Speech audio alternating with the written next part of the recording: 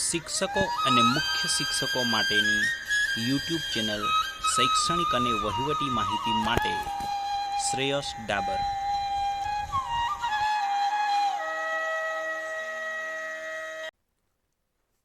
નમસ્કાર મિત્રો, આ વિડીયોમાં આપણે વાત કરીશું તારીખ 7/2/14ના નવા ઠરાવ મુજબ પ્રાથમિક શિક્ષકોની ફરજો.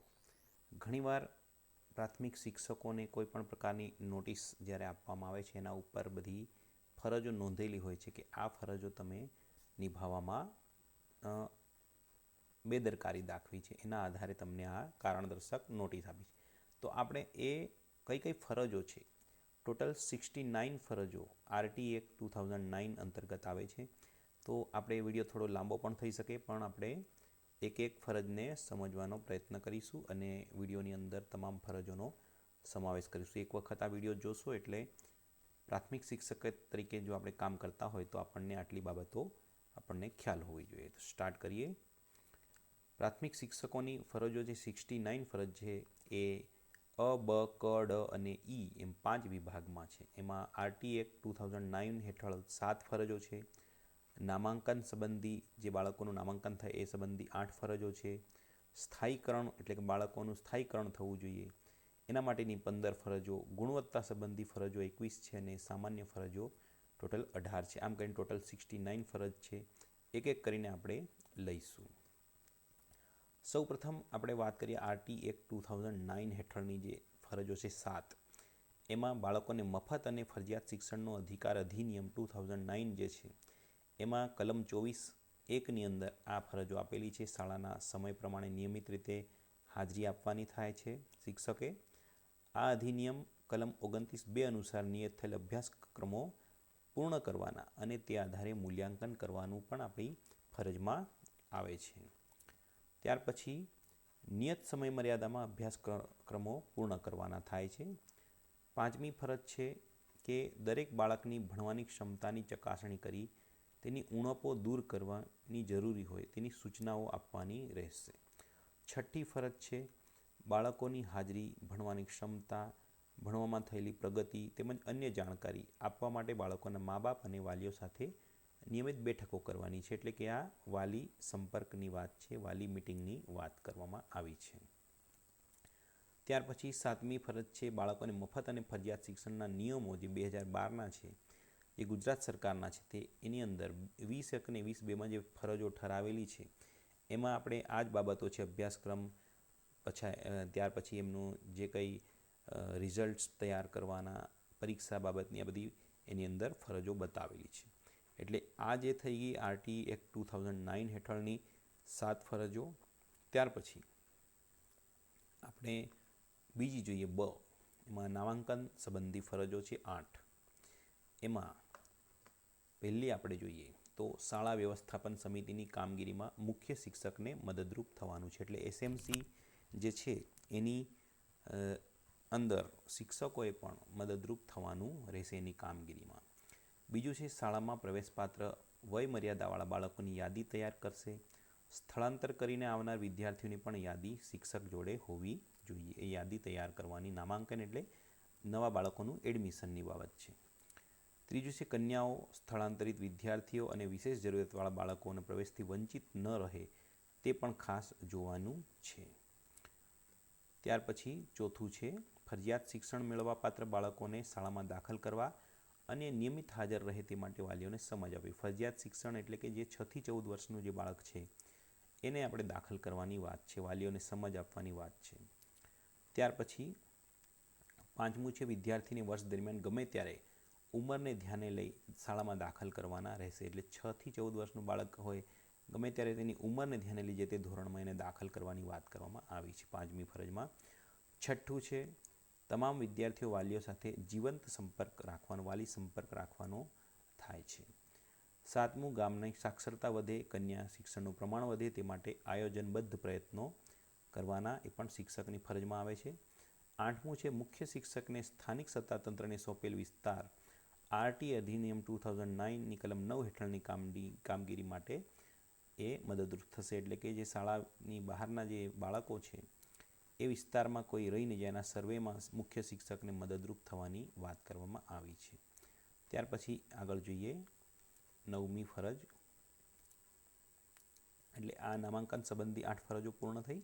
ત્યાર પછી સ્થાયીકરણ સંબંધી ફરજો. સ્થાયીકરણ એટલે બાળકનું નામાંકન થયું હોય, બાળક શાળાની અંદર જ રહેવું જોઈએ, એનું સ્થાયીકરણ થવું જોઈએ, નામ કમી કે થવું જોઈએ નહીં, સતત ગેરહાજર રહેવું જોઈએ નહીં, એના માટેની. તો એમાં પ્રથમ છે વર્ગના તમામ બાળકો સમયસર આવે એની તકેદારી શિક્ષકે રાખવાની છે. શાળાએ હાજર થયેલ બાળક શાળા સમય પહેલાં વર્ગ શાળા ન છોડે તેની પણ તકેદારી શિક્ષકે રાખવાની થાય છે, એની બીજી ફરજમાં આવે છે. ત્યાર પછી વર્ગ કે ધોરણમાં સોંપાયેલ બાળકો કોઈપણ સંજોગોમાં અધવચ્ચેથી શાળા છોડે નહીં તથા ઠરાવેલ અભ્યાસક્રમ પૂર્ણ કરે તેની કાળજી રાખવાની રહેશે. એટલે બાળકે અભ્યાસ એનો પૂર્ણ કરે તેની કાળજી રાખવાની વાત કરવામાં આવી છે. વચ્ચેથી છોડી ન દેવું જોઈએ એની ધ્યાન રાખવાનું છે. ચોથું, પોતાના વર્ગના તમામ વિદ્યાર્થીઓની નિયમિત હાજરી પૂરવાની રહેશે. 3 થી 4 દિવસની સતત ગેરહાજરી હોય તો વાલીનો સંપર્ક કરી વિદ્યાર્થીને શાળામાં આવતું કરવાનું પણ અહીંયા ફરજમાં બતાવેલું છે. નિયમિત હાજરી પૂરવાની, ઓનલાઈન હાજરી પણ એમાં આવી ગઈ. ત્યાર પછી જો ગેરહાજર રહે તો વાલીનો સંપર્ક કરવાનો અને પછી એને નિયમિત કરવાનું. 5મું, પોતાને સોંપવામાં આવેલા વર્ગ વિદ્યાર્થી સંબંધી જે છે એની પ્રોફાઇલ બનાવવાની રહેશે. વિદ્યાર્થી અંગેની તમામ માહિતી તેમાંથી રાખવાની રહેશે. એટલે વિદ્યાર્થી પ્રોફાઇલ તમામ શિક્ષકો રાખતા હોય છે, એ એમની ફરજમાં જ આવે છે. ત્યાર પછી 6થું છે વિદ્યાર્થીઓમાં કોમી એખલાસ અને સદ્ભાવના કેળવવાની. એટલે કે ધર્મ, જાતિ, પંથ કોઈપણ પ્રકારથી એમનામાં જે કંઈ ભેદભાવ ન થાય એ પણ એની ફરજમાં આવે છે શિક્ષકની. વિદ્યાર્થીને તેની જ્ઞાતિ અથવા કોમને કારણે અસમર્થ ઠરાવાય નહીં તેનું પણ ધ્યાન રાખવાની ફરજ છે. વિદ્યાર્થીને અભ્યાસક્રમ સંબંધે અથવા શારીરિક કે માનસિક મુશ્કેલીઓ સંબંધે માર્ગદર્શન એને આપવાનું થાય છે. કોઈપણ સંજોગોમાં વિદ્યાર્થીને શાળામાંથી કાઢી મૂકશે નહીં અને શારીરિક કે માનસિક શિક્ષા કરશે નહીં અને કરવા પણ દેશે નહીં. આ પણ શિક્ષકની ફરજમાં આવે છે. વિદ્યાર્થીને શારીરિક અને માનસિક શિક્ષા આપણે કરી શકતા નથી. ત્યાર પછી 10 નંબર છે વિદ્યાર્થીઓ સાથે અપમાનજનક ભાષામાં જાતિ વિષયક શબ્દો વાપરીને પણ વાતચીત કરી શકાશે નહીં. વિદ્યાર્થીને માનથી બોલાવવાનું થાય છે. તમે ઊભા થાઓ, બોલો, આ રીતે આપણે એમને સંબોધન કરવાનું છે. સુદ્રઢકો વાપરવાની વાત છે. 11મી છે ધોરણ વર્ગના તમામ વિદ્યાર્થીઓ તમામ પ્રવૃત્તિઓમાં સરખી ભાગીદારી કરાવશે. એટલે તમામ વિદ્યાર્થીઓને ભાગ લેવડાવવાનો, કોઈપણ બાબતમાં કોઈ વિદ્યાર્થી બાકી ના રહી જાય. વિકલાંગ માટેના CWSN child with special need તજજ્ઞ ખાસ શિક્ષકે માર્ગદર્શન આપ્યા મુજબ વિકલાંગ બાળકો સાથે યોગ્ય વર્તણૂક કરવાની છે. વર્ગ શિક્ષક સાથે વિદ્યાર્થીની વ્યક્તિગત કલા, કારીગરી, હુનર કે રમતગમતના કૌશલ્યનો વિકાસ થાય તેવું ઉત્સાહજનક વાતાવરણ તૈયાર કરી વિદ્યાર્થીઓને પ્રોત્સાહિત કરવાના થાય છે. એમાં સ્થાયીકરણની આ ફરજો. એમાં 14 નંબર પર ખાસ જરૂરિયાતવાળા બાળકો વિદ્યાર્થીને અઠવાડિક કે માસિક મળવાનું આયોજન કરવાનું. યોજનાકીય બાબતો અંગે સર્વે અથવા આંકડાકીય માહિતી પૂરી પાડશે. એટલે સર્વે આવી જાય, આંકડાકીય માહિતી આવી જાય તો એમાં પણ મદદરૂપ શિક્ષકે થવાનું થાય છે. ત્યાર પછી ગુણવત્તા સંબંધી 21 ફરજો છે એ આપણે જોઈએ તો શિક્ષક કે વિદ્યાસહાયક પોતાનો ગણવેશ તથા વાણી, વર્તન અને વ્યવહાર શાળા, સમાજ અને વહીવટી તંત્ર સમક્ષ શિક્ષકને છાજે તેવો રાખશે. એટલે કે શિક્ષક જે છે એ 24 કલાક માટે શિક્ષક છે. એટલે એનો પહેરવેશ, ગણવેશ, વાણી, વર્તન બજારમાં હોય કે પછી શાળામાં હોય, સમાજમાં હોય કે ગમે ત્યારે એની શિક્ષકને છાજે તેવો એનો વ્યવહાર રાખવાનો એ ગુણવત્તા સંબંધી ફરજોમાં આવતું હોય છે. બીજું, પોતાના વર્ગ સંબંધી શૈક્ષણિક સંશોધન કરશે અને નબળા જણાતા ક્ષેત્રો શોધી ઉપચાર કરશે. ત્રીજું, ગુણોત્સવ કાર્યક્રમ અંતર્ગત પોતાના વર્ગનું સ્વમૂલ્યાંકન, નબળા ક્ષેત્રો શોધી તેની ક્ષતિપૂર્તિ કરવાની છે. ચોથું છે ગુણોત્સવ કાર્યક્રમ અંતર્ગત મેળવેલ ગ્રેડ અંગે તથા તેમાં સુધારા અંગે વ્યક્તિગત આયોજન, પ્રજ્ઞા એડપ્શન, મીનામંચ તેમજ અન્ય નવીનીકરણ સંબંધિત. એટલે કે આ જૂના પ્રોજેક્ટ્સ છે પણ હાલમાં જે ચાલે છે FLN વગેરે એ તમામની અંદર બાબત આવી જાય છે. શિક્ષણ સુધારવાના નવા પ્રોજેક્ટ એની અંદર આયોજનમાં ભાગ લેશે. ઠરાવેલ કામના કલાક મુજબ વર્ગ કે વિષય શિક્ષકનું દૈનિક, માસિક, વાર્ષિક આયોજન એ પણ કરવાનું એની ફરજમાં આવે છે. 7મું, શિક્ષક વિદ્યાસહાયક પોતાની વર્ગ વિષય શિક્ષણની દૈનિક આયોજન પોથી નિયમિત રીતે નિભાવશે. દૈનિક નોંધપોથી લખવાની છે એમની 7મી ફરજ છે. અને મુખ્ય શિક્ષક સમક્ષ રજૂ કરીને એની સહી કરાવવાની થાય છે અને તે મુજબ વર્ગમાં કામ કરવાનું. 8મી ફરજમાં આવે છે વહીવટી તંત્ર સોંપે તે વિષય કે ધોરણ રુચિપૂર્વક ભણાવશે. એટલે કે મુખ્ય શિક્ષક જે વિષય અને એમને ધોરણ સોંપે એ મુજબ એમને શિક્ષણ. વહીવટી તંત્ર સોંપે તે મુજબ કાર્ય કરવાનું એની અંદર આવે છે. ત્યાર પછી સોંપવામાં આવેલ ધોરણ વિષય અંગે અદ્યતન જ્ઞાન મેળવી માહિતગાર થઈ વર્ગખંડમાં જઈને તેનો ઉપયોગ કરવાનું એ પણ એમની ગુણવત્તા સંબંધિત ફરજમાં આવે છે. ત્યાર પછી જોઈએ 10 નંબરનું શિક્ષણ કાર્ય સંબંધી શૈક્ષણિક સામગ્રી તૈયાર કરવી તથા તેનો વર્ગ અસરકારક ઉપયોગ કરવાનો. એટલે કે TLM બનાવવા, અન્ય તમને જે રીતે યોગ્ય લાગે એમ શિક્ષક પોતાની રીતે પોતાની વિવેક બુદ્ધિથી શૈક્ષણિક સામગ્રી તૈયાર કરી શકે છે, પણ એની ફરજમાં આવે છે. 11મું છે નિયત કરેલ અભ્યાસક્રમ અને જે તે ધોરણ અને વિષયને અનુરૂપ અપેક્ષિત અધ્યયન ઉપલબ્ધિઓ એટલે લર્નિંગ આઉટકમ્સ એટલે LO જેને કહેવાય સિદ્ધ થાય તે માટે પણ જવાબદાર ગણાશે. શિક્ષક લર્નિંગ આઉટકમ્સ વિદ્યાર્થીને કેટલા સિદ્ધ થયા એના માટે પણ જવાબદાર ગણાશે. તેના વર્ગના વિષયના વિદ્યાર્થીના શારીરિક શિક્ષણ સહિત કાર્યક્ષમ અને અસરકારક શિક્ષણ માટે જવાબદાર પણ ગણાશે. સાક્ષરી વિષયો ઉપરાંત બાળકોના સર્વાંગી વિકાસ માટે પણ શારીરિક શિક્ષણ યોગ કલાનું શિક્ષણ આપશે. આ 12 એની ફરજો થઈ. હજુ આગળ આપણે જોઈએ ગુણવત્તા સંબંધી ફરજોમાં 13 નંબર અપેક્ષિત અધ્યયન ઉપલબ્ધિઓ એટલે લર્નિંગ આઉટકમ્સ સિદ્ધ કરવામાં નબળા જણાતા વિદ્યાર્થીઓનું ઉપચારાત્મક કાર્ય કરવાનું એ પણ એમની ફરજમાં છે. અપેક્ષિત અધ્યયન ઉપલબ્ધિઓ એટલે લર્નિંગ આઉટકમ્સ અંતર્ગત સ્વમૂલ્યાંકન કરી પોતાનું પરફોર્મન્સ સુધારવાના સતત પ્રયાસો પણ શિક્ષક કરશે. વહીવટી તંત્ર ઠરાવે તેવી તાલીમ લેવાની અને તેનો અસરકારક ઉપયોગ કરવાનો રહેશે. કે જે કંઈ તાલીમમાં જવાનું થાય છે તે પણ એ ફરજમાં આવે છે. એના હુકમને આધારે આપણે વહીવટી તંત્ર આપણે ઠરાવે તો આપણે તાલીમમાં જવું પડે છે. એ ગુણવત્તા સંબંધી ફરજ છે. ત્યાર પછી 16 નંબર વહીવટી તંત્ર દ્વારા સૂચવાતા શિક્ષણ સુધારણાના વિવિધ કાર્યક્રમોનું અમલીકરણ એ પણ ફરજમાં આવે છે. 17મું શિક્ષણને સંલગ્ન પ્રવૃત્તિઓ જેવી કે વિજ્ઞાન મેળા, રમતોત્સવ, રાષ્ટ્રીય પર્વની ઉજવણી વગેરેમાં ભાગ લેવાનો પણ થાય છે. એ પણ 17મી ફરજ આવે છે. 18 સતત અને સર્વગ્રાહી મૂલ્યાંકન અંતર્ગત દરેક બાળકનો વ્યક્તિગત પોર્ટફોલિયો અને વર્ગ વિષય પ્રોફાઇલ પણ નિભાવવાની થાય છે. તમામ બાળકોને તમામ પ્રવૃત્તિઓમાં સરખી રીતે ભાગ લેવા માટે પ્રોત્સાહિત કરવાનું થાય છે. 20 નંબર જોઈએ ગુણવત્તા સંબંધીમાં તો વિદ્યાર્થીઓમાં સ્વચ્છતા અને સુઘડતાની ટેવ પાડવા અને શિસ્તબદ્ધ વર્તણૂક કેળવવા માટેના પ્રયત્ન કરશે. 21 નવી નીતિ, નવા અભ્યાસક્રમ, નવી યોજના વગેરે બાબતો પોતાના નાવીન્યપૂર્ણ આવિષ્કારો યોગ્ય માધ્યમથી રજૂ કરશે.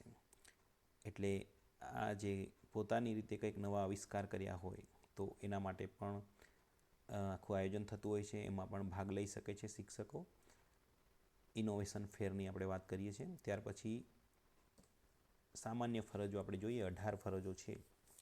એમાં સ્વયં શિસ્તનો આગ્રહ રાખશે તથા બાળકો પાસે શિસ્તપાલન, શાળામાં ન જતા અથવા સતત ગેરહાજર કે અનિયમિત હાજરીવાળા બાળકોના વાલીનો સંપર્ક કરવાનો અને નિયમિત શાળાએ મોકલવા વાલીને સમજાવવાના થાય. વિદ્યાર્થીઓના આરોગ્યની ચકાસણી માટે સરકારના જે કંઈ આરોગ્ય કાર્યક્રમ છે એમાં સહકાર આપવાનો. 4 વર્ગના તમામ બાળકોને સહૃદયથી સ્વીકારશે શિક્ષક. 5મું શાળા સંપૂર્ણપણે પોતાની છે તેનો વિકાસ પ્રગતિમાં પોતાની પ્રગતિ રહેલી છે તેવી ઉમદા વિભાવના કેળવશે.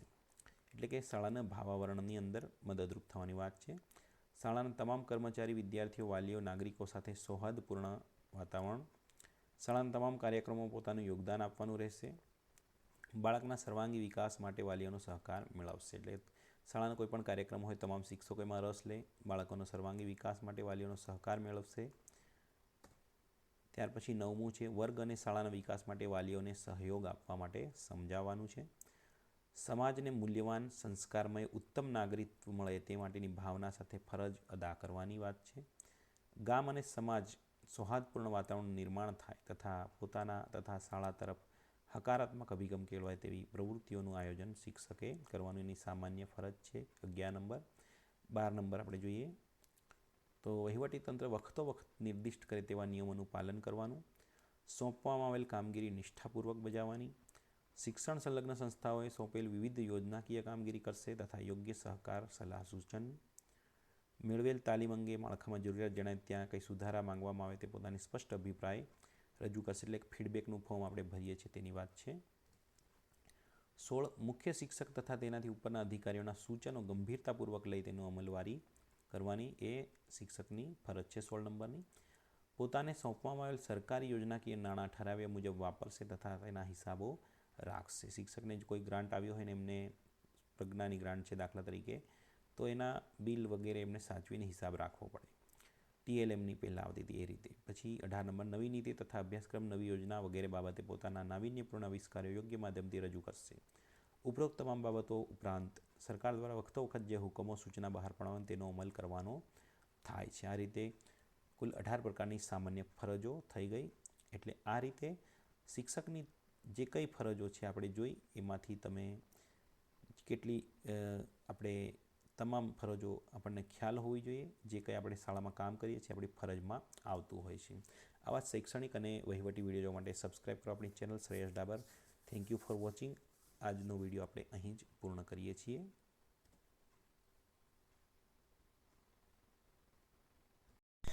શિક્ષકો અને મુખ્ય શિક્ષકો માટેની યુટ્યુબ ચેનલ શૈક્ષણિક અને વહીવટી માહિતી માટે શ્રેયસ ડાબર.